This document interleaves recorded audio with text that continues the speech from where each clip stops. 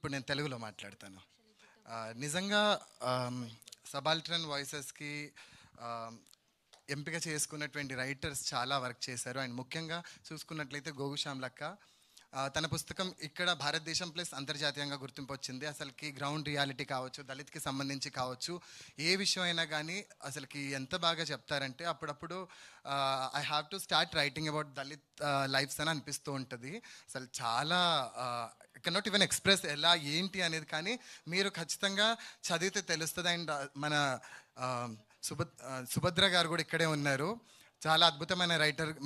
మనకు సంబంధించి మెయిన్గా దళిత్ టాపిక్ అనగానే అసలుకి నిజంగా టక్కున గుర్తుకొచ్చే పేర్లు అనమాట. మన శ్యామ్ల గారు కానీ, జూపాక సుభద్ర గారు. అసలుకి దళిత్ చరిత్రకు సంబంధించి కావచ్చు, గ్రౌండ్ రియాలిటీ కావచ్చు, లేదంటే ఏ మూమెంట్ అయినా కావచ్చు, నాకు ప్రతిసారి కావాల్సినప్పుడల్లా వాళ్ళకి ఫోన్ చేసి తెలుసుకుంటూ ఉంటాను. ఇక చూసుకుంటే మన ఇంకో స్పీకర్ మల్లిపురం జగదీష్, ఈయన గురించి ప్రత్యేకంగా చెప్పాల్సిన అవసరం ఎంతైనా ఉంది. ఎందుకంటే తెలుగు సాహిత్యంలో ఆదివాసీ సాహిత్యం రిప్రజెంటేషన్ చాలా తక్కువగా ఉంది. దాంట్లో సవర అనే ఒక ట్రైబల్ కమ్యూనిటీ గురించి మీరు వినే ఉంటారు. ఆ ట్రైబల్ కమ్యూనిటీ నుంచి ఉన్నటువంటి నాకు తెలిసినంత వరకు, అంటే నా అవగాహన మేరకు తెలిసినటువంటి ఏకైక రచయిత మల్లిపురం జగదీష్ గారు. ఆయన కథలు రాశారు, ఆయన కవిత్వ పుస్తకం కూడా వేశారు. ఆయనతో వేదిక పంచుకోవడం అనేది నిజంగా నాకు చాలా ఆనందంగా ఉంది. ఎందుకంటే తెలుగులో మాకు దళిత్ ముస్లిం మైనారిటీ వాళ్ళందరికీ వేదికలు దొరుకుతుంటే ఆదివాసులకు చాలా తక్కువ దొరుకుతుంటుంది.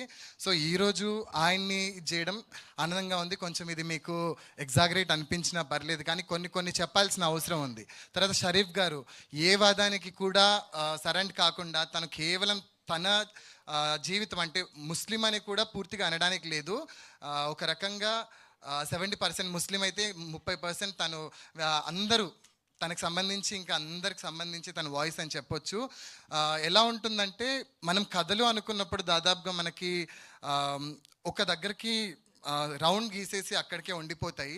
సో 3 కూడా చాలా డిఫరెంట్ వాయిసెస్. దాంట్లో ముఖ్యంగా మన షరీఫ్ గారిది డిఫరెంట్ వాయిస్. ఆయన్ని అందరూ కూడా అదే రకంగా స్వీకరిస్తుంటారు. ఎందుకంటే మనకి కథలు అనగానే, మనుషుల వ్యక్తిత్వం అనగానే ఒక రకమైన డిఫరెన్స్ ఉంటాయి. వ్యక్తిత్వం ఎందుకు బహుశా మీకు అనిపించవచ్చు మాట్లాడాల్సిన దానికి మించి మాట్లాడుతున్నాడని, కాదు. ఈ 3 డిఫరెంట్ వాయిసెస్ కాబట్టి కొన్ని చాలా మెన్షన్ చేయాల్సిన అవసరం ఉంది. సో ముందు మనం మల్లిపురం జగదీష్ గారితో మొదలు పెడదాము. తను మొదటి స్పీకర్. సో నా ప్రశ్న జగదీష్ గారు, సీరియస్గా రాసే ప్రతి రచయిత కూడా తనని తాను ఆ భాషలో రాసి మెయిన్ స్ట్రీమ్ రచయితగానే పరిగణించుకుంటారు. మీరు రాసే దానిని బట్టి మిమ్మల్ని ఒక వాదానికి ప్రతినిధిగా గుర్తిస్తుంటారు. అండ్ దాన్ని మించి గుర్తించడానికి ఉండదన్నట్లే ప్రవర్తిస్తూ ఉంటారు. అలాంటప్పుడు రాసే భాషని దృష్టిలో పెట్టుకుంటారా, రాసే మీ అస్తిత్వాన్ని దృష్టిలో పెట్టుకుంటారా? మిమ్మల్ని మీరు ఎలా గుర్తిస్తారు? అందరికీ నమస్కారం అండి. నన్ను నేను ఎలా గుర్తించుకుంటాను, లేదా నేను రాసినప్పుడు నా అస్తిత్వమా, నా భాష అనే అదే అనుకుంటాను. అది ఇంకా నా పర్సనల్ వ్యూ అయితే మాత్రం నేను ఎక్కడ డెఫినేషన్ ఇవ్వడానికి ఎక్కడ ప్రయత్నించను. నేను రాసింది, ఫర్ ఎగ్జాంపుల్ ఈ వాక్యం దగ్గర ఆగుతాను. ఎందుకంటే నేను లేకపోతే నా ప్రతినిధి అని అనుకుంటాను, కానీ ఒక సవర గిరిజనుడు టౌన్లోకి వచ్చి ఒక బస్ కోసం ఎదురు చూశాడు అనుకోండి. మీరు చూస్తే అతను అన్కల్చర్డ్ అండ్ బ్యాక్వర్డ్ క్లాస్ అని అనుకుంటారు మీరు అతన్ని చూసి. అదే మీరు మా ఊరు వస్తే మేము మిమ్మల్ని ఎట్లా చూస్తామంటే, మీకు డప్పు కొట్టడం రాదు, చెట్టుని పూజించి చెట్టు చుట్టూ తిరిగి చెట్టుని ఒక పండగలాగా, దేవతలాగా చూసి పండగ చేయడం అనేది మీకు రాదు. మా ఊరు మీరు వస్తే నులక మంచం వేసి మంచినీళ్ళు ఇచ్చి మా చెట్టుకు కాసిన జీలుకు కళ్ళు ఇచ్చి మీకు మర్యాద చేస్తాం. మీ ఊరు వస్తే మీకు అలా చేయడం రాదు. మా ఊరు నుంచి చూస్తే మీరందరూ కూడా, మీరు అంటే సారీ నా ఉద్దేశం మీరు అని కాదు, బయట ప్రపంచం, మా ఊరు కల్చర్ మీకు లేదు. మీరే కల్చర్డ్ కాదు మీరు. ఇది డెఫినిషన్ మీరిచ్చిందేమో, నేను కల్చర్డ్ కాదని ఆ రోడ్డు మీద ఉండేవాడిని చూస్తారు మీరు. మరి నేను ఇచ్చింది నేస్తరికం చేయడం రాదు మీకు. మా ఊరు వస్తే ఖచ్చితంగా అందరితో జట్టు కట్టడం అనేది ఉంటుంది. దాన్ని నేస్తరికం అని ఉంది, అది మా లైఫ్లో ఉంది. అది నేస్తరికం, friendship. Making friendship is called నేస్తరికం మా ఊళ్ళో. అది చేయడం మీకు రాదు. కల్చర్డ్ మీరా నేనా? నా నుంచి డెఫినేషన్ తీసుకుంటారా, మీ నుంచి నేను డెఫినేషన్ తీసుకోవాలా? ఎవరు డిఫైన్ చేయాలి? ఇంకా మామూలుగా ఇంకా మరి కొంచెం ఒక ముందు అడిగేస్తే, నన్ను డిఫైన్ చేయడానికి మీరెవరు?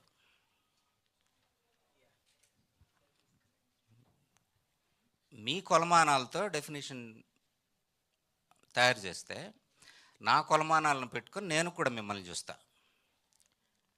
జీలుకు కళ్ళు తాగడం అనేది తాగుబోతని, లేకపోతే ఒక బ్యాడ్ హ్యాబిట్గా చూస్తారు మీరు. జీలుకు కళ్ళు తాగడం అనేది మా ఊళ్ళో బ్యాడ్ హ్యాబిట్ కానే కాదు. ఒక చీకటి రాత్రి సాయంకాలం పొద్దంతా పని చేసుకొని సాయంకాలం చలిమంట చుట్టూ, మా కుటుంబం కాదు మా ఊరు వాళ్ళందరూ నులక మంచాలు వేసుకొని చలిమంట చుట్టూ ఒక పిన్నలగర్ర పాటో ఒక గొగాయి పాటో తుడుమో డప్పో వాయించుకుంటూ ఆ రోజు రాలిన చుక్కలన్నీ అందరం పంచుకుంటూ దింసా నృత్యం చేయడం అనేది ఇట్ ఈస్ మై కల్చర్. తాగడంగా మీరు చూస్తారు దాన్ని, అది నా కల్చర్గా చూస్తాను. కాబట్టి డెఫినేషన్ జోన్కి నేను వెళ్ళను. ఎందుకంటే ఇది కల్చర్ నాది. తాగడాన్ని నువ్వు అలా చూసావేమో కానీ, తాగడం మీన్స్ నా ఉద్దేశం జీలుక్కలని. దీన్ని ఈ లైఫ్ అనేది, నా లైఫ్ అనేది ఇలా ఉంది అని ప్రపంచానికి చెప్పడం అనేది ఒకే ఒక్క కాన్సెప్ట్గా పెట్టుకుంటాను. నేను రాసే ఈవెన్ ఏ సింగిల్ వర్డ్, కథ ప్రారంభించినప్పుడు లేకపోతే కవిత్వం ప్రారంభించినప్పుడు ఒక్క వాక్యంతో ప్రారంభించినా కానీ అది మా ఊరిని రిప్రజెంట్ చేస్తుందా లేదా? నేను ఎవరి గురించి, నేను ఫస్ట్ టార్గెటెడ్ పీపుల్ గురించి చూస్తాం, శ్రోతల గురించి తర్వాత అంటే పాఠకుడి గురించి రెండో స్టెప్గా చూస్తాను నేను. కానీ ఫస్ట్ నేను రాసే వాక్యం, నేను మా ఊరిలో ఎవరి గురించి రాస్తున్నాను, నేను ఎవరి తరపున మాట్లాడుతున్నాను అనేది ఆ మొదటి వాక్యం అయినా కానీ, చివరి వాక్యం ఎలాగో చూసుకుంటాం, ఆ మొదటి వాక్యం నుంచి వాళ్ళని నన్ను రిప్రజెంట్ చేస్తుందా లేదా అదొక్కటే చూస్తాను. అది మీరు అస్తిత్వం అంటారా, నేను ఇచ్చే డెఫినేషన్ అంటారా, మీకే వదిలేస్తున్నాను. Thank you. దీన్ని బట్టి చూసుకుంటే మల్లిపురం గారు దానిలో నాకు అర్థమైంది ఏంటంటే, ఆయన అంటే స్పెషల్గా ఇది అని చెప్పడానికి లేదు, ప్రపంచం మొత్తం కూడా మేమే ఉన్నాము అని ఆయన చెప్పుకున్నారు. నేను అర్థం చేసుకుంది అది. పాఠకులుగా లేదంటే ఆడియన్స్గా మీరు మీ ఓన్ డెఫినేషన్స్ ఉంటాయి కాబట్టి అది, కానీ మీరు డెఫినెట్గా ఆయన రచనల్ని చదవాలి. అండ్ తర్వాత మన ఇంకో స్పీకర్ మన షరీఫ్ గారు. సో అదే ప్రశ్నకి మీ సమాధానం. అందరికి నమస్కారం. రచయితగా నేనేంటి, నా అస్తిత్వం ఏంటి అనేది మిమ్మల్ని మీరు ఎలా గుర్తిస్తారు? అదే ఆ ప్రశ్న అసలు ఎందుకు వచ్చింది అనేది ఆలోచించుకుంటే, నేను ఎందుకు ముస్లిం రచయితను అయ్యాను, నేను ఎందుకు సబాల్టన్ వాయిస్ అయ్యాను ఈ దేశంలో అనేది ఆలోచిస్తే అది ఎక్కడెక్కడో మూలాల దగ్గర నుంచి వస్తుంది. అంత పెద్ద చర్చకి ఆస్కారం లేదు. కానీ నువ్వు అడిగిన తర్వాత నాకేమర్థమైందని అంటే, నన్ను నేను ప్రకటించుకోవడానికి నాకు రెండు రకాల అస్తిత్వాలు. అంటే నేను వెనకబడ్డ ఒక ప్రాంతం, అంటే రాయలసీమకి చెందిన వాడిని, అట్ ద సేమ్ టైం రాయలసీమలో ఒక ముస్లిం అస్తిత్వానికి సంబంధించిన వాడిని. మనం ఏంటి అనే ఒక పెద్ద ప్రశ్నకి సమాధానం వెతుక్కునే క్రమంలో ఒక మూలాల్లోకి వెళ్తే, తెలుగులో అంతకుముందు అంటే ముస్లిం సాహిత్యానికి సంబంధించి, ముఖ్యంగా కథకి సంబంధించి మాట్లాడితే, అంతకుముందు రచయితలు చాలామంది ముస్లిమేతర జీవితమే రాశారు. తర్వాత ముస్లిముల్లో ఉన్న సంస్కరణల గురించి రాశారు.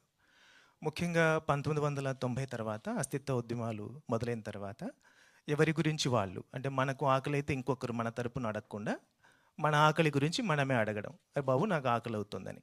కానీ నా ఆకలి గురించి నేను అడిగితే అది చిన్న చూపు అవుతుంది, నా ఆకలి గురించి ఇంకొకరు అడిగితే మాత్రం అది చాలా గొప్ప విషయం అవుతుంది. సో ఈ తేడా దగ్గర మనం మన గురించి మనం మాట్లాడుకుంటేనే మన జీవితం పూర్తిగా సాహిత్యంలోకి సంపూర్ణంగా వచ్చేస్తుందనే ఉద్దేశంతో అనేక అస్తిత్వ ఉద్యమాలు మొదలయ్యాయి. అలా మొదలైన తర్వాత బాబ్రీ మసీదు సంఘటన తర్వాత ముఖ్యంగా చాలామంది తమ ముస్లింలు ముఖ్యంగా తెలుగులో తమ హక్కుల కోసం గురవడం కోసం లేదా ముద్రలు ఇట్లా దేశవ్యాప్తంగా లేదా ప్రపంచవ్యాప్తంగా వాళ్ళ మీద పడుతున్న ముద్రలు దేశద్రోహి కావచ్చు, లేకపోతే ఇంకా రకరకాల ముద్రలు అంటే పరాయి వాళ్ళు కావచ్చు, రకరకాల అంటే ఈ సంస్కృతి నుంచి, ఈ నేల నుంచి, ఈ గాలి నుంచి మనుషుల్ని వేరు చేసి నిత్యం అపత్రతతో బతికేలాగా చేసే ఉద్దేశం. అక్కడి నుంచి మొదలైన తర్వాత మళ్ళీ ముస్లిం అస్తిత్వంలో రకరకాల ముస్లిం అస్తిత్వం అని అంటే దాన్ని ఏమన్నా తక్కువ చూస్తారేమో ఆ పరిమితుల్లోనే గమనించి ముస్లిం వాదులోనే అంటే ఇప్పుడు 3 రకాల ముస్లిం సాహిత్యం ఉంది మనకి. ఒకటి ఏంటంటే నేను ముస్లిం వాదాన్ని వినిపిస్తున్నానని చెప్పి తన అస్తిత్వాన్ని ప్రకటించుకునే పద్ధతి ఒకటైతే, రెండోది తను ముస్లిం అస్తిత్వాన్ని ప్రకటిస్తూ రాసినంత మాత్రం నన్ను ఒక వాదానికి పరిమితం చేసి మీరు చూడడం తప్పు అని వాదించే వాళ్ళు ఒకరు. మూడోది ఏంటంటే మీరు ఏమి రాసినా పుట్టుకతో ముస్లిం కాబట్టి మీదంతా కూడా ముస్లిం అని కార్నర్ చేసి మాట్లాడడం. తర్వాత ఇంకా ప్రభుత్వాలు వేసే ముద్రలు ఎలాగో వాళ్ళకి ఉంటూ ఉన్నాయి. నా వరకు వస్తే మాత్రం ఎంత గందరగోళాల మధ్య నేను రాయలసీమ అస్తిత్వాన్ని, రాయలసీమ వెనుకబాటుతనాన్ని అక్కడ అంటే రాజకీయంగా, సాంస్కృతికంగా, భౌగోళికంగా ఎంత పెద్ద అన్యాయం జరుగుతూ వచ్చింది, అక్కడున్న ముస్లిం నుడికారానికి, భాషకి, తర్వాత నా నా నా నా జీవిత నేపథ్యం, తర్వాత నేను ఒక ముస్లింగా నా అస్తిత్వాన్ని వినిపించడం. సో నేను ముస్లింగా నా అస్తిత్వాన్ని, నా జీవితాన్ని, నా వేదనని రాసినా కూడా, లేదా నేను రాయలసీమ నుంచి రాయలసీమ నుడికారంలో రాసినా కూడా అంతిమంగా నేను రాసేది తెలుగులో కాబట్టి నేను తెలుగు రచయితగానే నేను దాన్ని ప్రకటించుకోవడానికి నాకేం అభ్యంతరం లేదు. నువ్వు పలానా వాదానికి సంబంధించిన రచయితవి లేదా పలానా ముద్రణకు సంబంధించిన రచయితవి అని ఎవరినన్నా నాకు దానికి మీద అభ్యంతరం కూడా లేదు. నేను దాన్ని హాయిగానే స్వీకరిస్తా. అయితే ఈ గొడవలు, ఈ తిప్పలు, ఈ ఈ ఈ అభిప్రాయ భేదాలు, ఈ విభేదాలు అన్నీ మన రచన కేవలం తెలుగులో ఉన్నంత వరకే. ఒక్కసారి తెలుగు గడప దాటి మన రచన బయటికి అడుగు పెడితే, అంటే ఇతర భాషల్లోకి వెళితే కనుక అది తెలుగు నుంచి వచ్చిన రచనే అవుతుంది తప్ప ఇంకొక వాదమో లేకుంటే ఇంకొకటో కాదు. సో నేను కేవలం రాయలసీమకు సంబంధించిన వాడిని, తర్వాత ముస్లిం అస్తిత్వానికి సంబంధించిన జీవితాలను చెప్పాలి కాబట్టి ఆ అస్తిత్వాన్ని కూడా, ఈ 2 అస్తిత్వాలు కలిగిన రచయితగా నేను చూసుకుంటాను. Thank you. బహుశా కొన్నిసార్లు అస్తిత్వం గురించి రాస్తున్నప్పుడు ఇట్లాంటి వాదాలు చాలా వస్తుంటాయి. కొంతమంది మనల్ని యాక్సెప్ట్ చేయొచ్చు, కొంతమంది చేయకపోవచ్చు. కానీ షరీఫ్ గారు మాట్లాడిన దాన్ని బట్టి చూసుకున్నట్లయితే ప్రత్యేకించి ఆయనకు ఒక క్లారిటీ ఉంది. కానీ ఈ క్లారిటీ ఏదైతే ఉందో బహుశా అందరి రచయితల్లో కూడా, అంటే అస్తిత్వవాదమే కావచ్చు, లేదంటే అది బహుశా ఇప్పుడు మనకు ఎక్కువగా తెలుగులో వినిపించేది స్త్రీవాదము, నాకు తెలిసి ఆదివాసీదైతే ఏ వాదము లేదు. ముస్లిం మైనారిటీ, దళిత క్రిస్టియన్, దళిత విమెన్, ఇలా అస్తిత్వాలు ఉన్నాయి కదా, అందరిలో కూడా బహుశా ఆ క్లారిటీ ఉంటే బాగుంటుందేమో అంటే నా అవగాహన మేరకు అంటున్నాను నేను. ఎందుకంటే నేను ఒక ఎంఏ తెలుగు చేస్తున్న స్టూడెంట్ని. మాకు సాహిత్యానికి సంబంధించి పాఠాలు ఉంటాయి. పాఠాలు ఉంటున్నప్పుడు ఇవన్నీ కూడా వస్తున్నప్పుడు నిజానికి ఇక్కడ నేను చాలా నేర్చుకున్నాను. ఇప్పుడు గోగు శ్యామ్ల గారు, ఆవిడ గురించి దాదాపుగా మీకు ప్రత్యేకంగా చెప్పాల్సిన అవసరమే లేదు. సేమ్ క్వశ్చన్ అక్క మీకు కూడా. నేను ఈ ప్రశ్నలతోనే రచయిత్రినయ్యాను. నేనేం రాయాలి, ఎక్కడ రాయాలి, ఎవరు చదువుతారు అనేదానికంటే నేనే మొదట ఏం రాయలేదు. ముందు రాసిన రచయిత్రులను చదువుతూ వాళ్ళతో నేను ఐడెంటిఫై అవుతూ అక్కడ ఏమైతే మిస్ అయినాయి అని చూస్తూ, ఆ మిస్ అయినవి కూడా నాకంటే ముందు ఎవరు రాశారు చూపించుకోవడానికి అనేది చదువుతూ ఒక 40 ఏళ్ళ తర్వాత నేను కథ రాశా. ఈ ప్రశ్నలతోనే రాశాను. అయితే ఇక్కడ నాకు ఏమర్థమైందంటే, తర్వాత కూడా నాకు వచ్చిన మెచ్యూరిటీ లెవెల్స్ని, కాన్షియస్నెస్తోనే ఎక్కువ రాశాను నేను. అదేంటి అని అంటే, ఈ దేశంలో మనిషి అనేది ఒక ప్రధానమైన ఐడెంటిటీ అయితే, ఏ మనిషి అనేది తప్పకుండా వస్తుందన్నమాట. ఏ మనిషి అంటే ఏ రాష్ట్రము, ఏ డిపార్ట్మెంట్ కాదు, ఏ కులము అనేది తప్పకుండా వస్తుందన్నమాట. అయితే అక్కడ కులము అని చెప్పడానికి కొంతమంది ఏమో నేను గొప్ప కులము, నేను బ్రహ్మనోటిలో నుండి పుట్టిన అని వాళ్ళు ఎప్పుడు బ్రహ్మపీఠం మీద కూర్చుంటూ, అయ్యో మేము ఎక్కడా అని చెప్పి వెతుక్కొని, ఓహో పర్వాలేదు మేము కడుపులో నుండి పుట్టినాం, మేము భుజాలను పర్వాలేదు బ్రహ్మ నుండే వచ్చాము. కాళ్ళ నుండి పుట్టాము అనే ఒక మెట్లు ఉన్నాయి కదా, ఆ మెట్లు నడుస్తున్న క్రమంలో ఇంకొక సెక్షన్ ఉన్నది, అది కాళ్ళకల్లి పుట్టలేదు, ఎక్కడి నుండి పుట్టలే.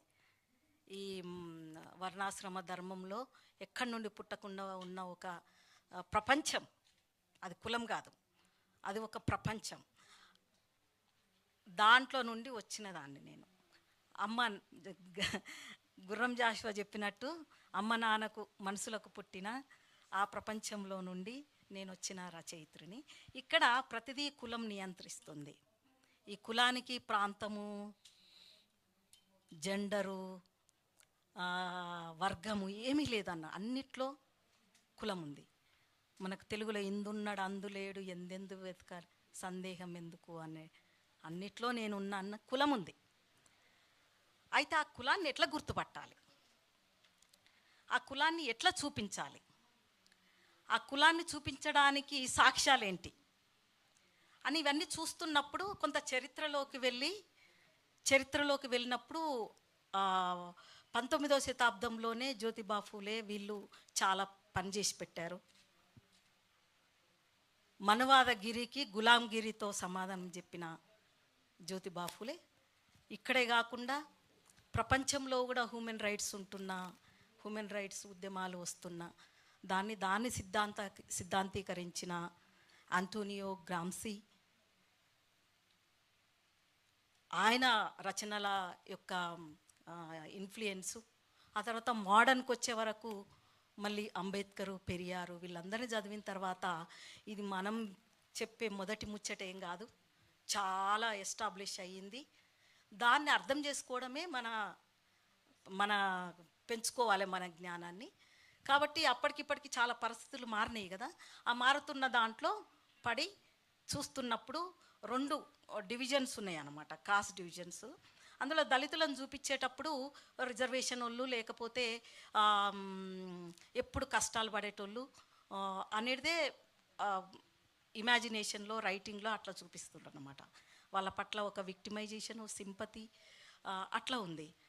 కానీ ఈరోజు మా కుటుంబంలో, మా ఊరు, మా చుట్టాలు, లేకుంటే పక్క రాష్ట్రంలో ఉన్న దళితులు వీళ్ళు చూస్తే వీళ్ళు ఎప్పుడు భూమి మీద పనిచేస్తారు, వ్యవసాయంలో పనిచేస్తారు, ఎన్విరాన్మెంటల్ దాంట్లో మునిగి మునిగి మునిగి ఇంతకుముందు జిగురు కళ్ళు అంటే వీళ్ళు ఈత కళ్ళు, తాటి కళ్ళులో ఆ కల్చర్ ఉంటుంది.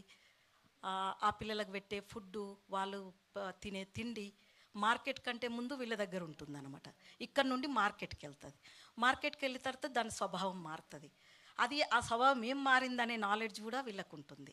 ఆ ఫ్యామిలీ నుండి వచ్చిన నేను కులం ఎక్కడెక్కడ డిస్టర్బ్ చేస్తుంది మనుషులని, కులం ఆధిపత్యంలో ఉన్న మనిషి ఎంత మైండ్ పైమెట్టి మీద ఉంటుందో, బానిస మనస్సును పెంచే కులం కూడా అంతే నష్టము. తనని మనసుగా గుర్తించుకోలేన లోతుల్లోకి తొక్కేసినప్పుడు బానిసనే అవుతారు. ఎవరి కోసమో బతకాలి. నేను ఇట్లా బతికితే వాళ్ళకి నచ్చదు కాబట్టి వాళ్ళ లెక్క బతకాలి, నేను వాళ్ళ లెక్క తల దూకోవాలి, వాళ్ళ లెక్క ఇది చేసుకోవాలి, వాళ్ళ లెక్క తిండి తినాలి, ఎందుకంటే వాళ్ళు నచ్చాలి కాబట్టి. లేకుంటే అంటరానోళ్ళుగా చేస్తారు. అంటరానితనం అంటే భయం, అంటరానితనం అంటే భయం. అందుకే ఆ దేవుడు నన్ను అంటరానితనంలో పుట్టించిండు కదా, నేనే దేవుణ్ణి అయితే ఆ దేవుణ్ణి మళ్ళీ అంటరానోనిగా పుట్టిస్తా అనే ఒక కసి కూడా వీళ్ళలో ఉంటుంది. అదంతా చూస్తున్నప్పుడు కాదు, ఇదంతా మనకు ఒక మోడర్న్ సొసైటీలో మనిషి ఫస్ట్, మనుషులంతా సమానం అనే ఒక గొప్ప అద్భుతమైన రాజ్యాంగం కూడా మనకుంది. ఇంత రాజ్యాంగం ఉన్నప్పుడు మనకెందుకు? దాన్ని కాపాడుతున్నప్పుడు అది మనల్ని కాపాడుతుంది. చెట్లను కాపాడితే మనుషులను కాపాడుతుంది, రాజ్యాంగాన్ని కాపాడితే మనుషుల హక్కులను కాపాడుతుంది. ఆ కాన్షియస్నెస్తో నేను దళిత్ రైటర్ కంటే, దళిత్ అంటే మళ్ళీ ఆ డెఫినేషన్ దళితుకున్న ఎనర్జీని, ఈ మనుషులకున్న ఎనర్జీని రిఫ్లెక్ట్ చేయదు. అట్లాగని లోకల్గా ఉండే అక్కడ మాదిగా, ఇక్కడ మాదిగా, అక్కడ మాంగ్, ఇక్కడ పులియారు, ఇట్లా వేరే వేరే పేర్లు ఉన్నాయి కదా, అట్లా అంటే మళ్ళీ వేరే వేరే రాష్ట్రంలో ఒక్కొక్కలాగా ఉంటుంది. దీన్నంతా చూసినప్పుడు ఈ కులము అందరినీ నాశనం పట్టిస్తుంది కాబట్టి నేను యాంటీకాస్ట్ రైటర్ని, కులాన్ని నిర్మూలించే రచయిత్రిని నేను. ఐడెంటిఫై అవుతారు. థ్యాంక్ యూ అక్క. ఆ, నిజానికి నేను చాలా క్యూరియస్గా ఉన్నాను. ఇప్పుడు ముగ్గురు స్పీకర్స్ మాట్లాడిన వాటిల్లో నుంచి నేను మళ్ళీ వాళ్ళకి అంటే తెలుసుకోవాలన్న ఇది ఉంది నాకు.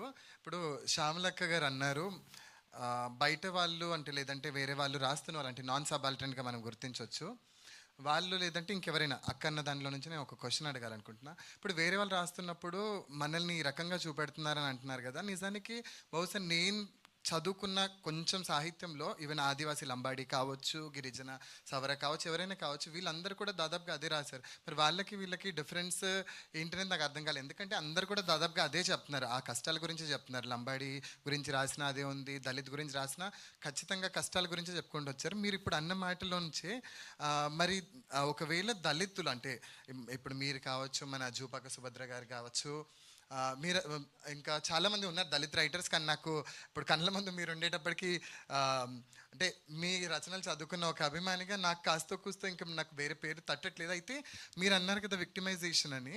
అయితే మరి మీరు ఒకవేళ ఒక దళిత్ రైటర్ కదా, మరి మీరు ఎలాంటి అంశాలని తీసుకుంటారు సాధారణంగా రాసేప్పుడు? సరే బయట వాళ్ళు ఎంతసేపు మనల్ని విక్టిమ్స్గా చూపెడుతున్నారు కదా, మరి మనము మన అస్తిత్వానికి సంబంధించి మన రైటర్స్ లేదంటే మన జీవితాల్ని మనం ఎలా రిప్రజెంట్ చేస్తున్నాం?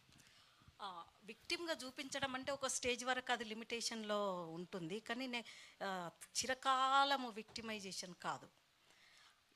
ఏమి అని అంటే ఆ మనుషులు ఏం పని చేస్తున్నారు, ఎక్కడ పని చేస్తున్నారు, వాళ్ళ జీవిత విధానం ఏంటి అన్నప్పుడు నేను మళ్ళీ మా వాళ్ళు చేసే పొలాలు, వాళ్ళకుండే జ్ఞానము, ప్రతిదీ అన్నమాట.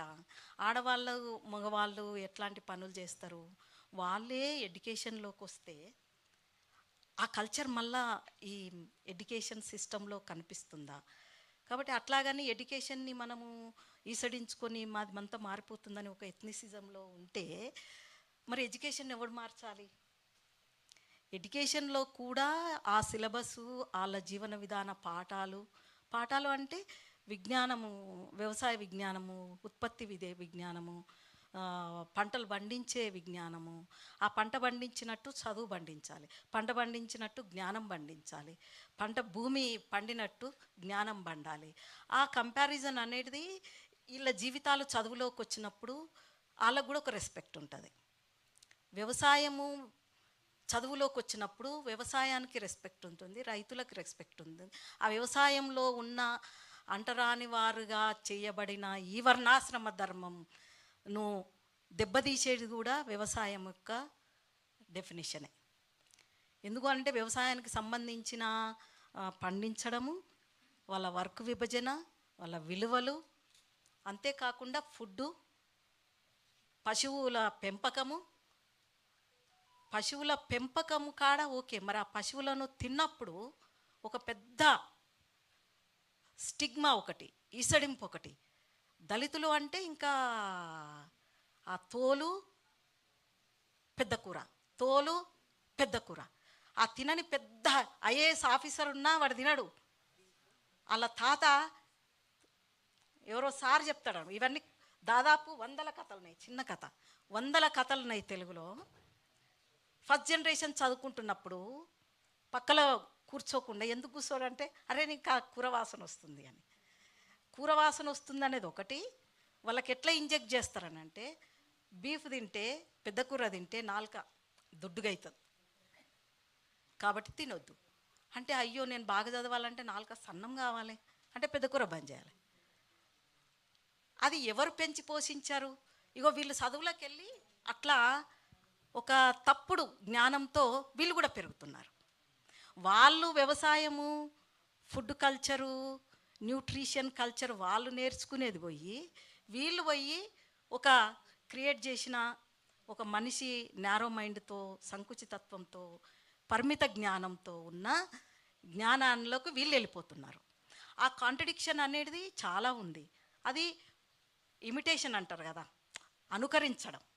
అనుకరించడము అనేది కూడా పెద్ద నాశనం పట్టిస్తుంది. అసర్షన్ అనేది ఐసోలేట్ అవుతుంది. అసర్షన్కు సింపతి ఎక్కడుంది? ఎవరన్నా అసర్టివ్గా ఊకే నా మీద సింపతి ఎందుకు, వద్దు నేను మనిషినే, మీకంటే గట్టిగా మాట్లాడుతానంటే నువ్వు ఒట్టి అంటరాని స్త్రీవి, దళిత స్త్రీ, నువ్వు గట్టిగా మాట్లాడొద్దు, గట్టిగా మాట్లాడితే నిన్ను తంతర పట్టుకొని నగ్నంగా ఊరేగిస్తారు అంటే ఏం చేస్తారు? ఇగో ఇట్లాంటిది ఇప్పటికీ నడుస్తుంది, జరుగుతుంది. నేనేదో ఇక్కడ రచయిత్రిగా మీరు స్పేస్ ఇచ్చారు కాబట్టి నేను మాట్లాడుతున్నా. ఇది జీవితం. దీన్ని సిద్ధాంతంలో చూస్తామా, సాహిత్యంలో చూస్తామా, చరిత్రలో చూస్తామా, రాజ్యాంగపు హక్కులో చూస్తామా అనేది అది మన ఇచ్చ. అది. ఓకే, థ్యాంక్ యూ అక్క. జగదీష్ గారు, ఇప్పుడు మీరు మాట్లాడినప్పుడు మీకు సంబంధించిన కల్చరల్ ఈవెంట్స్ గురించి, లేదంటే మీ మనిషిని రిసీవ్ చేసుకునే పద్ధతి గురించి మాట్లాడారు. నిజానికి చూసుకున్నట్లయితే మనకి తెలుగులో 35 గిరిజన తెగలు ఉన్నాయి. వాటిలో 33 ఉండేవి, 2 కొత్తగా గుర్తించారు. అండ్ వాటిలో ఒకటైతే అసలు ఉందో లేదో కూడా తెలియదు, కానీ బట్ ఇవన్నీ దాన్ని మనం చెప్తున్నాము. అయితే రేరెస్ట్ కల్చర్ ఉన్నటువంటి ఏదైనా ఉంది అంటే ఖచ్చితంగా ఆదివాసీ గిరిజన సంచార కమ్యూనిటీస్ అని చెప్పవచ్చు. అయితే మీరు ఏదైతే ఇప్పుడు అన్నారో అన్న వాటిలో నుంచి మీ కథల్లో చూసుకున్నప్పుడు సాధారణంగా మీరు గతాన్ని దాదాపుగా తీసుకొస్తారు, కానీ గతం కంటే కూడా వర్తమానానికి సంబంధించిన వాటిని రిఫ్లెక్షన్ ఎక్కువ చేస్తూ జానపద కథలకు సంబంధించిన విషయాలే కావచ్చు, కల్చరల్ ఈవెంట్సే కావచ్చు, లేదంటే ఇప్పుడు అక్క మాట్లాడినప్పుడు మనకి న్యూట్రిషన్ గురించి వచ్చింది. ఒక కథలో మాట్లాడుతూ మీరు పచ్చి మాంసం తిన్నప్పుడు హెల్త్ కొంచెం ఇదైపోయి వాళ్ళు హాస్పిటల్కి తీసుకెళ్దాం అనుకున్నప్పుడు డోలి కడతారు. ఇలాంటి పద్ధతులు ఉన్నాయి కదా. సో మీ కల్చరల్కి సంబంధించి కల్చరల్ సిగ్నిఫికెన్స్ గురించి, లేదంటే అసలుకి ఈ కమ్యూనిటీ ఇంపార్టెంట్, సాధారణంగా కొన్ని కమ్యూనిటీస్కి ప్రత్యేకమైన ఇంపార్టెన్స్ ఉంది, అది కొంచెం దాని గురించి చెప్పండి. రమేష్, నేను కథలు మొదలుపెట్టే సమయానికి అంటే ఇంచుమించు రచయితగా నా వయసు 2-3 కథల పుస్తకాలు. ఈ పుస్తకాలు మొదలైన తొలి కథ మొదలయ్యే సమయానికి నేను ఉత్తరాంధ్ర గిరిజన జీవితం, ఆదివాసీ జీవితం గురించి రాస్తున్నాను. అక్కడి నుంచి సాహిత్య చరిత్ర నాకున్న పరిజ్ఞానం మేరకు, ఇక్కడ పెద్దలందరూ ఉన్నారు, ఉత్తరాంధ్ర నుంచి లేదంటే గిరిజన కథ లేదా ఆదివాసీ కథ అంటే పోరాట కథ మాత్రమే. అంటే ఆ కథల్లో గిరిజన జీవితాన్ని చూపిస్తూనే చివరికి వచ్చేసరికి తిరగబడ్డం, పోరాటం చేయడం, ఒక సమస్య మీద పరిష్కారం కోసం తిరగబడ్డం అనేటువంటి ముగింపులతోనే వచ్చాయి. అది ఎలా పరిణమించిందంటే గిరిజన కథ అంటే పోరాట కథగా వచ్చింది. అది నా ముందు రాసినటువంటి భూషణం గారు, అట్టాడు అప్పలనాయుడు గారు, గంటేడు గౌరనాయుడు గారు, సువర్ణముఖి, బమ్మిడి జగదీశ్వరరావు, వీళ్ళందరూ కూడా డిఫరెంట్ ట్రైబల్ లైఫ్ని అన్నీ కాదు, పూర్తి స్థాయిలో కాదు, కానీ వాళ్ళ కొన్ని కథల్లో వాళ్ళకి తెలిసిన జీవితాల నుంచి నిర్వచించారు. నేనైతే నేను బయట నుండి వచ్చేసరికి, వాళ్ళని చదివి కథ మొదలయ్యేసరికి అందరిలాగే కథ రావాలి అది అనుకున్నాను. కానీ నడకలో నాకు అర్థమైంది ఏమిటంటే దీన్ని బ్రేక్ చేయాలి.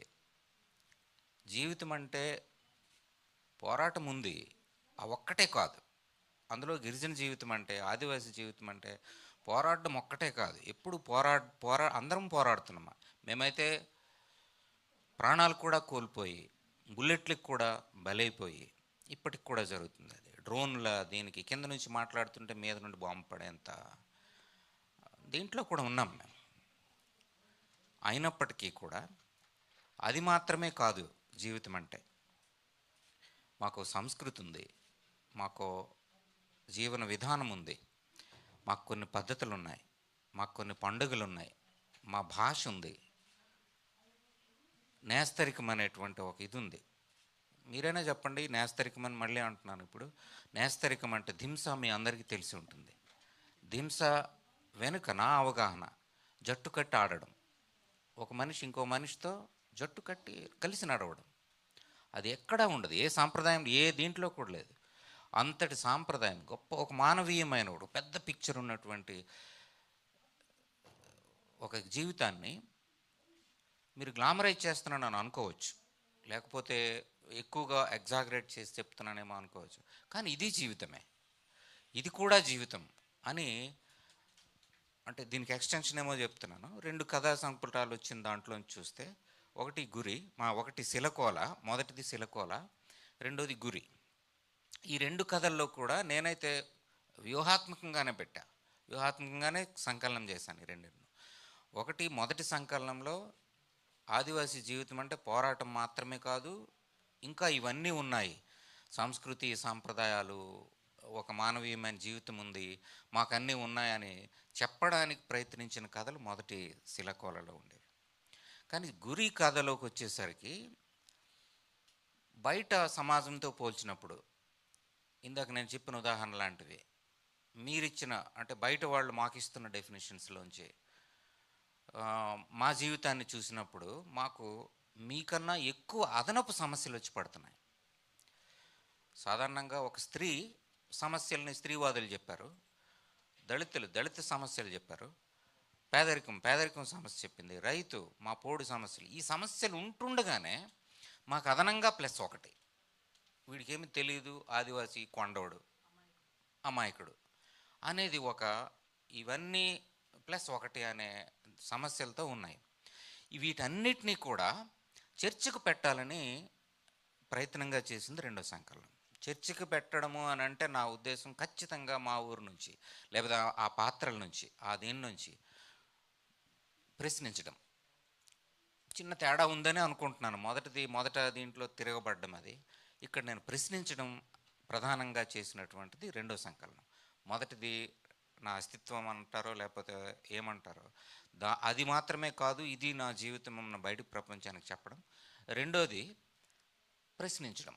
మీరు మా ఊరిలోకి రావడం వల్ల, నిజానికి మేము స్వతంత్ర ప్రతిపత్తి కలిగినటువంటి జీవితాలతో ఉన్నవాళ్ళం, షెడ్యూల్డ్ ఏరియా. ఇందాక రమేష్ అన్నట్టుగా 35 తెగలు మాకు కొన్ని ప్రత్యేక చట్టాలు ఉన్నాయి, ప్రత్యేక హక్కులు ఉన్నాయి, ప్రత్యేకమైనటువంటి ఇవి కూడా ఉన్నాయి. సంస్కృతి సాంప్రదాయాల పరిరక్షణ కోసమని ఈ చట్టాలు చేశారు.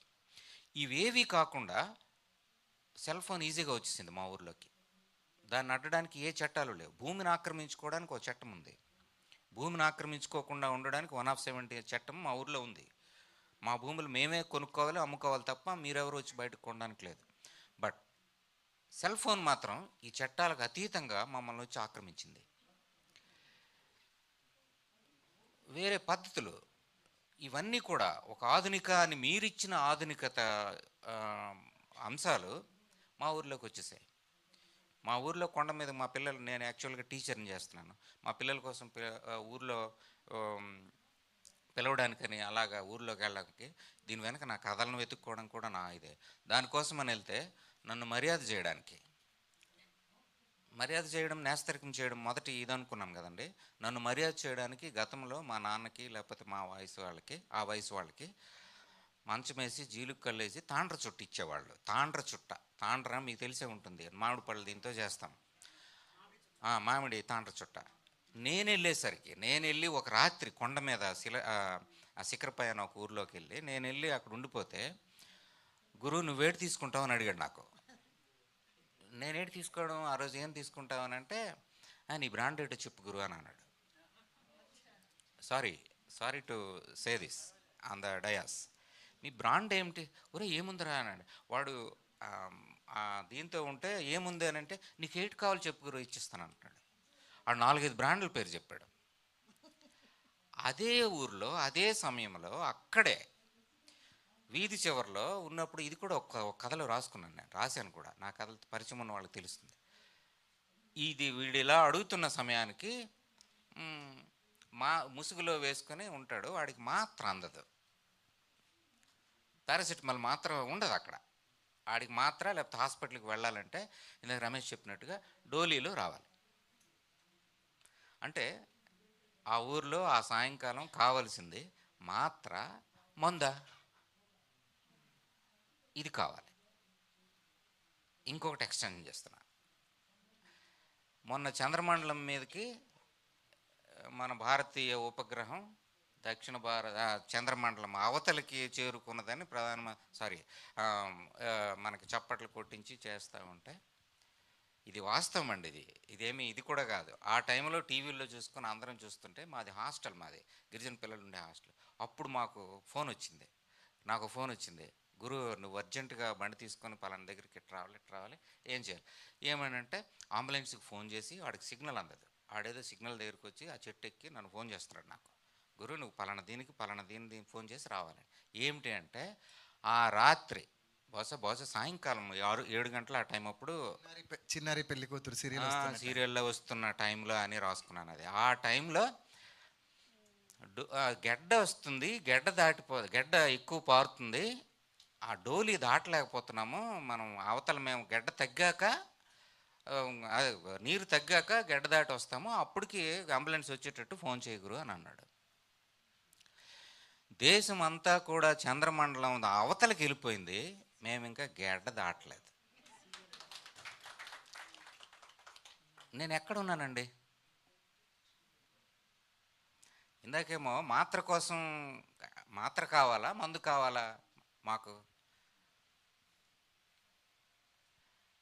అవతల చంద్రమండలంకి అవతలకి వెళ్ళిపోయిన భారతదేశంలో నేను ఇంకా గెడ్డ దాటుకుంటూ అక్కడే ఉన్నాను.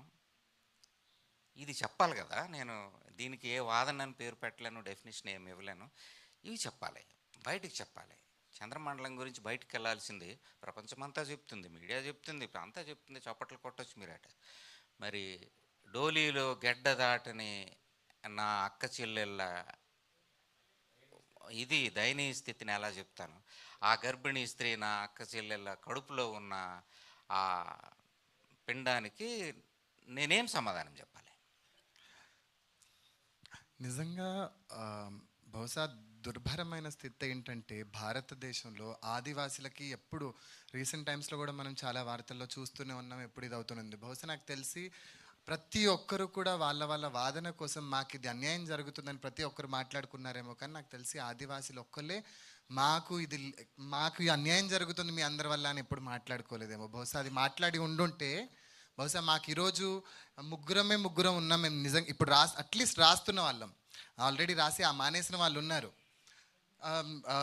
పద్మ అనసూయ గారు చాలా మంచి కథలు రాశారు కోయ కమ్యూనిటీకి సంబంధించి, 4 కథలు, చాలా మంచి పుస్తకం. ఆవిడ ఇప్పటికీ రాయాలన్న జగదీష్ గారు నేను మాట్లాడుకున్నాం. ఆవిడ హెల్త్ పరిస్థితిని బట్టి ఆవిడ మానేశారు. సూర్య ధనంజయ్ గారు ఆవిడ రాస్తున్నారు. తర్వాత మూడ్ కృష్ణ చౌహాన్ ఒక ఆయన బంజారాకు సంబంధించి గ్రామర్ తయారు చేశారు. కుంజ కళ్యాణి, కృష్ణ గుగ్లోత్, ఇలా కొంతమంది రాస్తూనే ఉన్నారు. బహుశా మా వాళ్ళంతా ఈ వాదనని గట్టిగా వినిపించి ఉండుంటే ఈరోజు మాకు బహుశా ఈరోజు మేము ఇంత దారుణమైన పరిస్థితి అంటే జగదీష్ గారి వైపు నుంచి మాట్లాడుతున్నాను, స్థితి ఉండేది కాదేమో. సో ఆయన చెప్పిన దాన్ని బట్టి చూసుకున్నట్లయితే మీరు కావాల్సిన పాయింట్స్ని అంటే నా క్వశ్చన్కి ఆయన ఆన్సర్ని మీరు సింక్ చేసుకొని మీరే అర్థం చేసుకోవచ్చు. సో ఇప్పుడు షరీఫ్ గారిని అడుగుతున్నాను. షరీఫ్ గారు దాదాపుగా ఆయన కథల్లో చూసుకున్నట్లయితే ముస్లిమ్స్కి సంబంధించి ఆయన జీవితాన్ని చెప్పుకుంటూనే కొన్నిసార్లు ఏమవుతుందంటే మనము కథలు చెప్తున్నప్పుడు ఖచ్చితంగా పక్క వాళ్ళని నెగిటివ్ చేస్తాం. అండ్ కొన్నిసార్లు ఇప్పుడు ఉదాహరణకు అస్తిత్వానికి చెప్పుకోవాలంటే నెగిటివ్ చేస్తేనే మనం హైలైట్ అవుతాం, వాళ్ళని నెగిటివ్ చేస్తేనే మనం హైలైట్ అవుతాం. కానీ షరీఫ్ కథల్లో షరీఫ్ అంటున్నాను, మిస్టేక్, సారీ. సో షరీఫ్ గారి కథల్లో చూసుకున్నట్లయితే ఆయన ముస్లిమ్స్ గురించి రాస్తూనే పీర్లని ఇంకెవరో అని దాదాపుగా అందరి గురించి రాస్తారు. అంటే ఒక రకంగా నేను ముస్లిమే కాదు, నేను భారతీయుడిని అన్న మన భారతీయతకు సంబంధించి ఆయన దాదాపుగా ఓవరాల్గా టోటల్ ఆ కథల్లోకి తీసుకొస్తుంటారు. ముఖ్యంగా అది కాన్షియస్సా అన్కాన్షియస్సా లేదంటే ఎందుకంటే చాలామంది ముస్లిం రైటర్స్ రాస్తున్న వాళ్ళ దాంట్లో వాళ్ళ వాదన ఏంటంటే ఎంతసేపు మాకు ఇది అయిపోతుందని. నిజానికి అంటే ముస్లిమ్స్ అనే కాదు, దళిత్ కావచ్చు, స్త్రీవాదం కావచ్చు, ఎవరైనా కావచ్చు, మాకు అన్యాయం జరిగిపోతుందని ప్రతి ఒక్కరు వాపోవడమో ఉంటుంది. సరే, ఆ అన్యాయం జరిగితే జరిగిందయ్యా, మీరు ముందుకెళ్ళి అట్లీస్ట్ చెప్తే కదా తెలిసేది. మీకు అన్యాయం చేసిన వాళ్ళని పక్కన నెట్టేసేయండి, ముందుకెళ్ళండి కదా. సో మీరెందుకు ముఖ్యంగా కథలు తీసుకున్నప్పుడు ముస్లిమ్సే రాయకుండా వేరే వాళ్ళని తీసుకున్నారు? దానికి సంబంధించి చాలా వాదాలు కూడా జరిగాయి, గొడవలు కూడా అయ్యాయి. ఆ విషయం గురించి ప్రస్తావించండి. అంటే ఇప్పుడు ముస్లిం వాయిస్ని తెలుగు సాహిత్యంలో ఏ మోతాదులో వినిపించాలన్న దాని మీద ఇంకా చర్చ జరగల.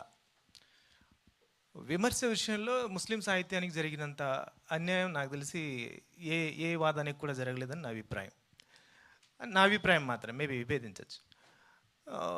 ఎందుకు అట్లా రాలేదు అని అంటే, కొంతమంది మీ జీవితాల్ని అర్థం చేసుకోవడం మాకు కష్టం, సో మేము మీ కథల్ని విశ్లేషిస్తున్న క్రమంలో మేము ఏదైనా ఒక తప్పుడు వాక్యం మాట్లాడితే మీరు వెంటనే మమ్మల్ని పడవడానికో లేకపోతే కేసు పెట్టడానికో ఇంకేదో దాడికో వచ్చేస్తారనేది ఒక అపప్రద ఉంది. మరి అదే విమర్శకుడు ఎక్కడో ఉన్న మార్క్సిజం గురించి లేదంటే రష్యన్ లిటరేచర్ గురించి నోరు తిరగని పేర్లు లేకపోతే నోరు తిరగని రచయితల గురించి కూడా ఆయన పెద్ద పెద్ద మానసిక తాత్విక సిద్ధాంతాల గురించి వ్యాసాలు రాస్తూ ఉంటారు. ఇంటి పక్కన ఉన్న ముస్లింలు అర్థం కాలేదు, వాళ్ళ కల్చర్ అర్థం కాలేదు, వాళ్ళ సాహిత్యం అర్థం కాలేదు అని చెప్పడంలో హిపోక్రసీ తప్ప ఇంకొకటి ఉందని నేనైతే అనుకోను. ఇప్పుడు దళితులకి నాకు ఒక కల్చర్ ఉంది అని చెప్పుకుంటుంది అక్క, సంతోషం. ఆదివాసులకు సంబంధించి మాకు ఇన్ని చట్టాలు ఉన్నాయి, మేము ఈ చట్ట రక్షణ కోసం లేదంటే ఆ చట్టాలు తూట్లు పొడుస్తుంటే దానికోసం మేము పోరాడుతున్నాం అని చెప్తున్నారు. ముస్లింలకి ఏముంది? చట్టరక్షణ ఉందా? దాని గురించి రాయాలా? పోనీ సంస్కృతి ఉందా? పోనీ భాష ఉందా? అసలు ఏమీ లేకుండా నడి రోడ్డు మీద దేశంలో బహుశా అలా నిస్సహాయంగా ఏం మాట్లాడాలో అంటే ఎక్కువగా ఆలోచించినప్పుడు మనం ఏ స్వరం కింద మనం మన వాయిస్ని వినిపించాలని అనుకున్నప్పుడు ఇవన్నీ ప్రశ్నలు. ఇట్లా ప్రశ్నలు వేసుకుంటున్నప్పుడు నిజానికి నేను కూడా మిగతా రచయితల్లాగానే ముస్లిమేతర సాహిత్యంతోనే, అంటే అనేక మంది ముస్లిం రచయితలు తెలుగులో ముస్లిమేతర సాహిత్యంతోనే మొదలయ్యారు. 1910 ప్రాంతంలో మనం గురజాడ కథ తీసుకుంటే, అంటే స్త్రీలు మన సబాల్టన్ వయసులో భాగంగానే స్త్రీలను కూడా చూస్తున్నాం కాబట్టి సాహిత్యం నిండా, ముఖ్యంగా తెలుగు సాహిత్యం నిండా సబాల్టన్ వాయిసే ఉంది. కాకపోతే వాళ్ళు ఆ సబాల్టన్ వర్గానికి సంబంధించిన వాళ్ళు రాసిందా లేకపోతే ఆ వర్గానికి సంబంధించకుండా రాసిందా అనేది రెండు విభజన కదా ప్రధానంగా. 90ల తర్వాత ఒకటి, 90ల ముందు ఒకటి. ఎవరు రాసినా మొత్తానికైతే బాధిత పక్షానికి సంబంధించిన, పీడిత పక్షానికి సంబంధించిన, లేదంటే నిర్లక్ష్యానికి గురవుతున్న వారి జీవితాలే రాశారు. సో ఇవన్నీ మొదలైన తర్వాత ముస్లిములు, నేను కూడా అదే ముస్లిమేతర సాహిత్యం రాస్తేనే మంచి కథకుడేమో, మా జీవితాలని చెప్పడానికి మిగతా వాళ్ళు ఉన్నారేమో, కాబట్టి నేను జీపు వచ్చింది అనేది నా మొదటి కథ. నిజానికి అది ముస్లిం జీవితం కాదు, అంటే కథలో ముస్లిం జీవితం కాదు, కానీ అది మా నాన్న కథ. నేను బలవంతంగా రాజాసాబ్ అనే క్యారెక్టర్ని తీసుకెళ్ళి, అంటే మెజారిటీ సమాజానికి నా కథ దూరం అవ్వకూడదు కదా, నేను ఎవరి కోసం రాస్తున్నానో వాళ్ళకి నేను దగ్గర అవ్వాలి కదా. సో అలా అనుకొని నేను నిజానికి ఈ స్పృహ కూడా నాకు లేదు, యాక్చువల్లీ అస్తిత్వాల స్పృహ ఇదంతా నాకు లేదు. హైదరాబాద్ కేంద్రంగా స్కైబాబా, ఖాజా, ఇంకా కొంతమంది, ఇంకా ఖదీర్ గారు అప్పటికే చాలా కథలు రాసి ఉన్నారు. ఇవన్నీ రాసిన తర్వాత కూడా నన్ను అడిగితే నేను ముస్లిం కథను రాయలేకపోతున్నాను, అంటే ముస్లిం పాత్రలను బట్టి నేను కథలు రాయలేకపోతున్నాను. నేను అప్పటిదాకా చదివినంత కూడా స్వాతి, ఆంధ్రభూమి, ఆంధ్రజ్యోతి, పెద్దలు, గురజాడ, వీళ్ళవన్నీ కూడా చదువుకొని ఉన్నాం కదా. అన్ని పాత్రల్లోనూ వెంకటరెడ్డో లేకపోతే ఇంకొకరు ఉన్నారు తప్ప ఒక ముస్లిం పాత్ర లేదు. నేను ఆ కథ ఎలా రాయాలి, నాకేంటి భూమిక? సరే, అలా చూసుకున్నప్పుడు షేక్ హుస్సేన్ సత్యాగ్ని గారు ఒక నిర్మాణం ఇచ్చారు కథని, అంటే ముస్లిం సంస్కృతిని ఏ విధంగా తీసుకురావాలి, ముస్లిం పాత్రలను ఏం పెట్టారు. ఆయన ఏం చేశారు, ఆయన కూడా సంస్కరణవాదమే కథల్లో వినిపించి ఉన్నారు. సో ఇప్పుడు ఒకవేళ హక్కుల గురించి మాట్లాడాలనుకుంటే ముస్లింలకి లేని హక్కుల గురించి ఉన్న హక్కులు తూట్లు పడుతున్న, లేదంటే ఉన్న హక్కులు ధ్వంసమవుతున్న పరిస్థితి మిగతా సమాజానికి ఉంటే, ముస్లింలకు ఉన్నది ఏంటంటే వాళ్ళకి హక్కులు లేని హక్కులు, తర్వాత ఇక్కడ పరాయీకరణ చెందుతున్న విధానం, అంతో ఎంతో రిజర్వేషన్స్ ఇస్తే ఆ రిజర్వేషన్స్ని దేశమంతా ఏకమైపోయి అదేదో ఇంకా జరగరాంది ఏదో జరిగిపోతుంది అన్నట్టుగా దాని మీద గొడవ చేసి కోర్టుకేసి అదొక గొడవ. తర్వాత తిండి దగ్గర నుంచి, తర్వాత పేరు చెప్పుకోవడానికి కూడా భయపడే పరిస్థితి, తర్వాత గుజరాత్ ఇన్సిడెంట్కి సంబంధించి. నిజానికి ఇప్పుడు సమకాలీన సమాజంలో, అందుకే సచార కమిటీ కూడా చెప్పేది ఏంటంటే దళితుల కన్నా ఎక్కువగా వెనకబడి ఉన్న వాళ్ళు ఎవరు అని అంటే ముస్లింలు అనే విషయాన్ని చెబుతూ ఉన్నారు. నేను నా కథని వీలైనంత సామరస్యంగా, నేను కూడా మీలో ఒకరిని, నన్ను కూడా మీరు ఎందుకు దూరంగా చూస్తున్నారు, మీరు ఎవరైతే ముద్రను వేస్తున్నారో, అంటే దాదాపు ఈ ముద్రలు ఇప్పుడు కాదు కదా, దాదాపు దేశ విభజన దగ్గర నుంచి ఇప్పటిదాకా ముస్లిముల మీద కొన్ని ఏళ్ల తరబడి జరుగుతున్న ఈ ముద్రలని తొలగించుకోవడానికే రచయితలకి, ముఖ్యంగా సీరియస్గా రాసే ముస్లింల రచయితలకి సమయం సరిపోవడం లేదు. ఈ ఒక ముద్ర తొలగించుకుందాం, వీళ్ళు పిల్లల్ని ఎక్కువ కంటారు, లేదయ్యా బాబు మేము చాలా ఎడ్యుకేటెడ్ అయిపోయాం పిల్లల్ని కంటున్నాం అనే లోపల వీళ్ళు విపరీతంగా మురికికి పాల్పడతారు. సరే, మురికి కాదయ్యా బాబు మేము శుభ్రత నేర్చుకుంటున్నాం అని చెప్పే లోపల ఇంకేదో రోగం వస్తే దేశంలో ఆ రోగానికి ముస్లింలే కారణం అని చెప్పడం. సరే కాదయ్యా బాబు అని నిజం తెలుసుకునే లోపల ఇంకేదో బంగ్లాదేశ్లో జరిగితే ఇష్యూని దాన్ని మనకే అంటగట్టడం, ఇంకేదో ఎవరో ప్రతిదీ ఎన్ని ముద్రలని తుడిచేసుకోవాలి, ఎన్ని ముద్రలకని నగర భాష ఉంటుంది. సో ఎంతకాలం సహానుభూతి వాళ్ళు ఇంకోటి కూడా మిగతా సాహిత్యానికి, అంటే మీరు వామపక్ష భావజాలానికి సంబంధించిన వాళ్ళ సాహిత్యం కావచ్చు, దళితవాదం కావచ్చు, వేరే వాళ్ళకున్న ఫ్లెక్సిబిలిటీ ఏంటంటే ధిక్కార స్వరం వినిపించగలగడం. ముస్లింలు దుఃఖార స్వరం ఏ మోతాదులో వినిపించాలి, అసలు వాళ్ళు ఇంక్లూజివ్గా లేకుండా, లేదంటే అంత అబ్రాట్గా మనం ఒక ధిక్కార స్వరాన్ని ముస్లిం కథల్లో వినిపించేంత వెసులుబాటు లేదు. అలా వినిపిస్తే మళ్ళీ దానికి ఇంకో ముద్రణ వేస్తారు. సో జుమ్మా వరకేమో నేను మీలో ఒకరిని అనే సహానుభూతి స్వరాన్ని వినిపించుకుంటూ వచ్చాను. ఏమైతే ముద్రలు ఉన్నాయో నేను రాసిన వాటిలో చాలా వరకు భాషాపరమైన ముద్రణకి ఖండనగా కథ రాసుకున్నాను. తర్వాత గొడ్డుసీలు తింటారు అని చెప్పేసి ఇంకేదో ముద్రనేస్తే దానికి సంబంధించి కథ రాశాను.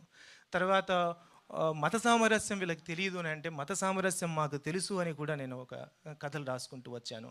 తర్వాత మెజారిటీ సమాజంలో ఏదైనా ఒక బహుమతులు ఇవ్వాలి అని అనుకుంటే ముస్లింకి సంబంధించి మాత్రం మళ్ళీ మెజారిటీ దేవుళ్ళకి సంబంధించిన బొమ్మలు ఇచ్చినప్పుడు ముస్లిం పిల్లలు ఎదుర్కొనే అభద్రతకు సంబంధించి కూడా రాశాను. అయితే నేను టోపీ జబ్బార్ విషయానికి వచ్చేసరికి మాత్రం ఎప్పుడు చూసినా ముస్లిములు అయ్యా అప్ప అనుకుంటూనే అదే దాంతోనే బతిమాలే ధోరణితోనే ఎందుకు రాయాలి? నిజం మన వైపు ఉన్నప్పుడు, సత్యం మన వైపు ఉన్నప్పుడు మనం ఎందుకు ధిక్కార స్వరం వినిపించకూడదు? ఒకసారి చేద్దామని చెప్పి తెలుగు అనే కథలో నేను ఆ ప్రయత్నం చేశాను. ఇప్పుడు ఏంటంటే ఈ సాంస్కృతిక ఘోరం, నిజానికి ఒక నిమిషంలో ముగిస్తాను, టైం లేదు కాబట్టి. ఈ దేశవ్యాప్తంగా సాంస్కృతికంగా ఒక క్రైసిస్ అయితే మొదలైంది. ఎవరి సంస్కృతి కాకుండా చేసే పద్ధతి ఒకటే తయారైపోయింది. ఇలాంటి సమయంలో ముస్లింలకు ఉన్న సంస్కృతి ఏంది? ముస్లింలు అరేబియన్ కల్చర్కి సంబంధించిన వాళ్ళ, లేకపోతే భారతదేశంలో ఉన్న ఇస్లామిక్ కల్చర్కి ఒక సపరేట్ ఉంది, అంటే సూఫిజం ప్రభావంతో చాలా, నేను కానీ మా పూర్వీకులు కానీ లేకపోతే ఎవరైనా సరే, ఇప్పుడు కదీర్ బాబు రాసిన కథల్లో కానీ ఏ కథల్లో చూసుకున్నా సూఫిజం భావనలే కనిపిస్తాయి. సూఫిజం లేకుండా అసలు ముస్లిం సాహిత్యం లేదు తెలుగులో ఎవరు రాసినా. సో మరి నేను ఆ కల్చర్ని ఓన్ చేసుకొని రాయాలన్నా? సో ఇవన్నీ కూడా చాలా ప్రశ్నలు ఉన్నాయి. మిగతా అస్తిత్వాలకి ముస్లిం అస్తిత్వానికి చాలా చాలా డిఫరెన్సెస్ ఉన్నాయి. దాన్ని పూర్తిగా అర్థం చేసుకుని రాసే క్రమంలోనే నా ప్రయాణం కొనసాగుతూ ఉంది. నేను ఇదంతా ఎంతో పెద్ద చర్చను పెట్టే ఉద్దేశం లేకుండానే నేను సింపుల్గా ముగించాలనే ఉద్దేశంతో నేను చాలా లోపలికి వెళ్ళలే. Thank you so much. Thank you Sharif గారు. సరే, ఎవరి వాదాలు వాళ్ళు వినిపించుకుంటూ ఉంటారు, ఎవరికి అన్యాయం జరిగింది వాళ్ళు మాట్లాడుకుంటుంటారు. నిన్న సుభద్రక్క గారు కూడా దళిత సమాజానికి సంబంధించి జరిగిన అన్యాయం గురించి మాట్లాడుతూనే ఉన్నారు.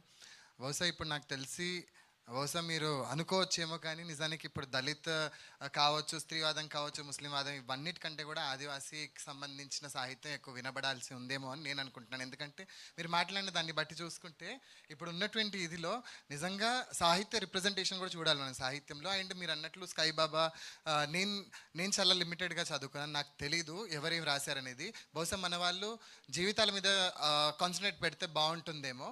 మీరు మాత్రం రాసిన కథలు చదువుకున్నాను కాబట్టి నాకు కొంత అవగాహన ఉంది. ఇప్పుడిప్పుడే నేను కూడా సాహిత్యం రాస్తున్నాను.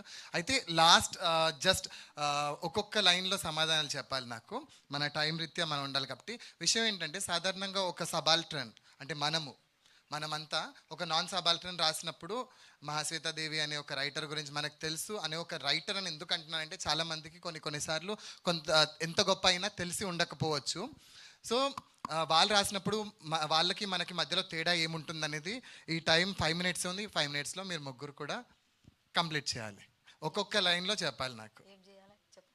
మీ ఇష్టం, ఎందుకంటే మీరు ఇప్పటిదాకా దాదాపుగా ఎన్నో ప్రశ్న ఇదే ప్రశ్న. సబాల్టర్న్ నాన్ సబాల్టర్న్ వీళ్ళ మధ్య రాసినప్పుడు వీళ్ళ మధ్యలో ఉండే తేడాలు, రిప్రజెంటేషన్ తేడా. నేను ఈ సబాల్టర్న్ నాన్ సబాల్టర్న్ అనే దాన్ని, ఇది కూడా కులం గోడలాగా అనిపిస్తుంది నాకు.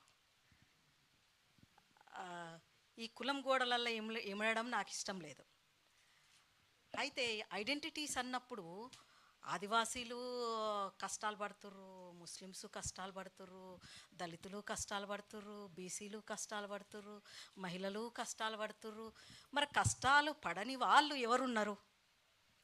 ఎవరు వీళ్ళని కష్టపెడుతున్నారు?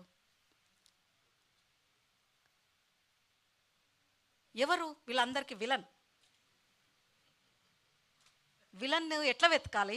మీ దగ్గర బైనాక్యులర్స్ ఏమైనా ఉన్నాయా? అయితే ఇక్కడే అన్నమాట ఎవరి గోడలు వాళ్ళు ఉండి అక్కడ ఒక భద్రతను వెతుక్కునే మనస్తత్వము ప్రజలలో వచ్చింది. సాహిత్యంలో కూడా అది వచ్చింది. నేను అనుకుంటున్నాను ఏంటంటే, ఎవరైతే విజ్ఞానానికి, ఆరోగ్యానికి, ఉపాధికి ఎక్స్క్లూడ్ చేయబడ్డారు వాళ్ళందరినీ సబాల్టన్ వాయిసెస్ అని ఆంటోనియో గ్రామ్సీ డిఫైన్ చేసిండు. ఇంకా అక్కడి నుండి వస్తే ఈ సమాజంలో గ్రేడెడ్ ఇన్ఈక్వాలిటీ ఒకటి ఉంది. ఆ గ్రేడెడ్ ఇన్ఈక్వాలిటీకి గ్రేడెడ్ ఈక్వాలిటీ రావాలి అని అంబేద్కర్ ఒక సిద్ధాంతం చేసిండు. ఆ సిద్ధాంతాన్ని అమలు చేసుకుంటే వెయిట్ నేను తేడా అడిగాను, అక్క థియరీ చెప్తున్నారు. థియరీ కాదు, ఇదంతా ప్రాక్టికల్. థియరీ అని మళ్ళీ ఎక్కడ పెట్టకాయ బాబు. థియరీ వేరు మనం వేరు అనుకుంటే అదే అన్నమాట. థియరీ మాట్లాడుకుంటూ దాన్ని ఎట్లా మనము మన జీవితాలకు, మన అంటే కమ్యూనిటీ జీవితాలకు ఎట్లా అప్లై చేసుకోవాలనే కాడ ఎక్కువ ప్రయత్నం జరగట్లేదు. ఆ వాయిస్కి కూడా స్పేస్ ఇవ్వట్లేదు. కొంత స్పేస్ ఇస్తే ఈయన చెప్పొచ్చు, ఆయన చెప్పొచ్చు, నేను మాట్లాడవచ్చు. అట్లాంటప్పుడు కొద్దిగా ఎట్లా అర్థం చేసుకో, మేము తక్కువ కాదు అని అంటే మీరు తక్కువనే అన, మేము మనుషులము అంటే కాదు నువ్వు దళితు, మేము మనుషులం అంటే నువ్వు ముస్లిము, మేము మనుషులం అంటే నువ్వు ఆదివాసీ ముస్లిం దళిత్ అని వాళ్ళకు వాళ్ళు అసర్టివ్గా చెప్పుకుంటారు. కానీ అందరితో కలిసేటప్పుడు, అందరితో ప్రాతినిధ్యం వహించడానికి స్పేస్ ఎక్కడుంది? స్పేస్ ఎక్కడుంది? ఎంతమంది దళితులు ఉద్యోగాలలో ప్రొఫెసర్స్గా ఉన్నారు, ఐఏఎస్లుగా ఉన్నారు, ఇంకా టీచర్స్గా ఉన్నారు, ఇంకా సైంటిస్టులు ఉన్నారు అనేది, ఎంతమంది ముస్లిమ్స్ ఉద్యోగాలలో ఉన్నారు, ఐఏఎస్లో ఉన్నారు, ఎంపీలు ఉన్నారు, ఎమ్మెల్యేలు ఉన్నారు, ఎంతమంది ఉన్నారు? ఎంతమంది ఆదివాసీలు డెసిషన్ మేకింగ్ పాలసీ తయారు చేసే విధానాలలో ఉన్నారు? ఎంతమంది ప్రొఫెసర్లు ఉన్నారు ఆదివాసీలు? ఎంతమంది ఐఏఎస్లు ఉన్నారు?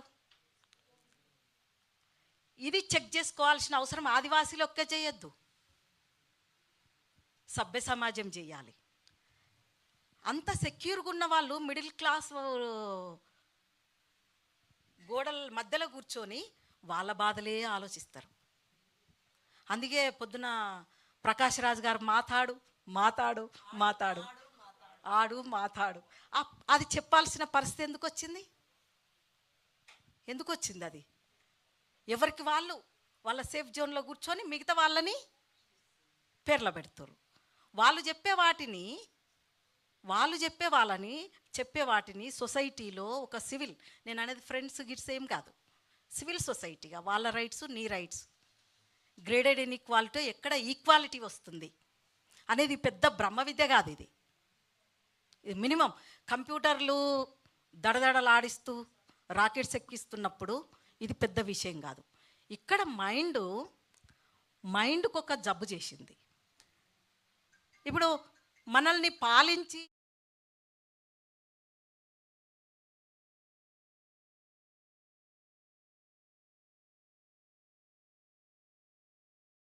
కష్టాలన్నీ చెప్తుంటే ఇప్పుడు మేము ఏడవాలి, వీళ్ళు ఏడవాలి, వాళ్ళు ఏడవాలి. వాళ్ళ కష్టాలను చూసి మేము ఏడవాలి. మేము కష్టాలు చెప్తుంటే మీకెందుకు కష్టాలు? మీకు రిజర్వేషన్ ఉంది, మీకెందుకు కష్టాలు? మీరు అమాయకులు, అట్లనే ఉండుండి. మేము మిమ్మల్ని డిఫైన్ చేస్తాం, మీరు రావాలా లేదా మేము చెప్తాం. మీరు మాట్లాడాల్సిన అవసరం, చాలా మాట్లాడాల్సిన అవసరం లేదు. ఈ యాటిట్యూడు ఎక్కడనో లేదండి, ఎక్కడనో లేదు, మన కేరి ఊరు వాడలో ఉంది. దాని నుండి బయటపడాలి అని అంటే ఒక రాజ్యాంగం యొక్క స్ఫూర్తితోని, ఆ రాజ్యాంగం స్ఫూర్తితోనే మన అస్తిత్వాలు, మన వాదాలు, స్త్రీవాదము, దళితవాదం అంటే యాంటీ కాస్ట్ ఐడియాలజీ, స్త్రీవాదం అంటే యాంటీ ప్యాట్రియార్కల్ ఐడియాలజీ నేను అనుకుంటా. వీళ్ళది అని అంటే ప్రజల మధ్యలో ఉండడానికి ఒక ఇది అనేది నేను అనుకుంటా. దీని లోపలలోనే ఫోకస్గా రైటర్స్ రాసేది వాళ్ళ కమ్యూనిటీని ఎక్కడైతే చిన్నగా చేస్తారో అక్కడ అసెప్టివ్గా లేదు, మా వాళ్ళకి చాలా తెలివి ఉంది, చాలా అందంగా ఉంటారు, వాళ్ళకున్న తెలివి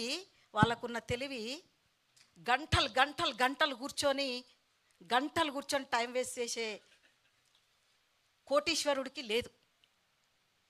వాళ్ళకున్న తెలివి ఎవడు గుర్తించాలి? దేవుడు రావాలా? నేను అడిగిన క్వశ్చన్ అక్క, సబాల్టర్న్ గురించి ఒక నాన్ సబాల్టర్న్ రాసినప్పుడు ఎటువంటి తేడాలు ఉంటాయి, అది నేను అడిగిన క్వశ్చన్ అక్క. నేను వాళ్ళ లిమిటేషన్నే చెప్తున్నా. నాన్ సబాల్టర్న్ అనేది నేను ఆ డిఫైనేషన్ని ఒప్పుకోవట్లేదు. ఓకే అక్క, ఫైన్. మల్లిపురం గారు, నా క్వశ్చన్ ఏంటంటే ఒక అస్తిత్వవాది ఏదైతే ఉన్నారో ఒక మీ గురించి వేరే వాళ్ళు రాసినప్పుడు ఎటువంటి మార్పులు ఉండొచ్చు, లేదంటే ఏమైనా తేడాలు ఎట్లాంటివి ఉంటాయో చెప్పండి. సహానుభూతికి స్వీయానుభూతికి ఉన్న తేడా.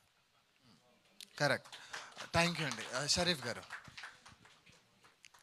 ఇప్పుడు నేను గమనించినంతలో ముస్లింలు రాసిన కానీ ముస్లిమేతలు రాసిన నిజం గురజాడ దగ్గర నుంచి చలం దగ్గర నుంచి నిజం చెప్పాలంటే తొలినాళ్ళలోనే తొలి కథ మనం ఏదైతే అనుకున్నా ఆ రోజు నుంచే ముస్లిం జీవితం తెలుగు సాహిత్యంలో ఉంది. ఇప్పుడు వాళ్ళు అంత ఒక ముస్లింలుగా రాసుకునేది అయితే లేదు కదా. సో వాళ్ళు రాస్తున్నప్పుడు కేవలం సహానుభూతి చెంది మత సామరస్యానికి సంబంధించిన కథలు మాత్రమే వాళ్ళు రాశారు. మేము చెప్పుకోవడం వల్ల ఏంటంటే మా ఇళ్లలో కేవలం మన జీవితంలో మేము ఎలాంటి మీరు ఏ విధంగా అయితే భావిస్తున్నారో నవాబుల్లాగానో లేకపోతే ఏవైతే రకరకాల అపోహలు ఉన్నాయో ఆ అపోహలన్నింటినీ క్లీన్ చేసుకుంటూ మన బురక లోపలికి వెళ్ళి లేదంటే పరదాల లోపలికి వెళ్ళి మా జీవితం ఎలా ఉందో చెప్పగలిగేది మాత్రం స్వీయ అనుభవం నుంచి వస్తుంది. కాబట్టి దీనికి తేడా, అది బయట వాళ్ళకి వీళ్ళు రాయడానికి కన్నా తేడా అదైతే నేను గమనించాను. అది ఫైన్. థ్యాంక్ యూ షరీఫ్ గారు. Do we have time to have questions?